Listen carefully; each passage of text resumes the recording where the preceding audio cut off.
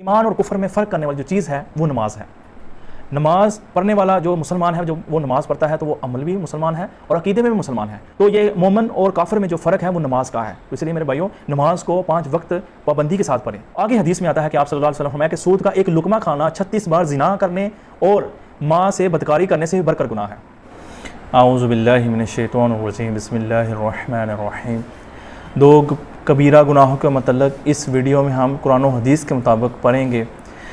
कबीरा गुनाह तो वैसे बहुत ज़्यादा है, लेकिन हम इस वीडियो में 2 कबीरा गुनाहों के मतलब इंशाअल्लाह कुरान और हदीस के मुताबिक पढ़ेंगे। तो उसमें से पहला कबीरा गुनाह तर्क नमाज है, यानी नमाज को छोड़ देना। ये कितना बड़ा गुनाह है, इसके मतलब कुरान मजीद में अल्लाह ताला इरशाद फरमाता है कि जन्नती अहले जहन्नम से पूछेंगे कि तुम इस वादी जहन्नम में क्यों दाखिल किए गए, तो वो जवाब देंगे कि हम नमाज नहीं पढ़ा करते थे, इस वजह से हम दोज़ख की आग में पहुंच गए। तो ये देखिए कितना बड़ा गुनाह है कि अल्लाह ताला ने उनको नमाज ना पढ़ने की वजह से दोज़ख में डाल दिया। तो नमाज तर्क कर देना ये बहुत बड़ा गुनाह है।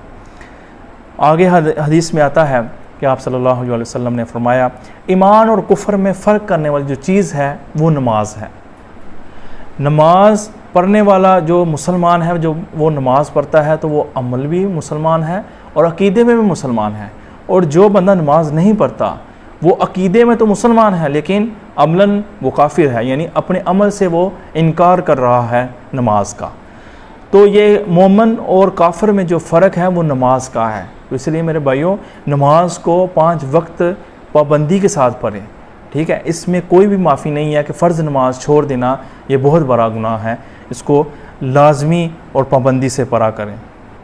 आगे हदीस में आता है कि जो बेनमाजी लोग होंगे इस उम्मत में, वो दुश्मनाने खुदा, दुश्मनाने दीन के साथ क़यामत वाले दिन उनकी सफ़ में खड़े किए जाएंगे। यानी फ़िरौन है, कारून है, उसके बाद अबू जहल, अबू लहब, जो भी दुश्मनाने दीन थे, अल्लाह के दुश्मन थे, उनकी सफ़ में बेनमाजियों को खड़ा किया जाएगा।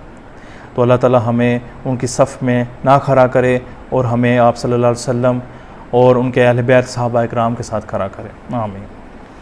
दूसरा कबीरा गुनाह है सूद। सूद के बारे में अल्लाह ताला इरशाद फरमाता है कि अगर तुमने सूद तर्क ना किया तो अल्लाह और उसके रसूल से जंग करने के लिए तैयार हो जाओ।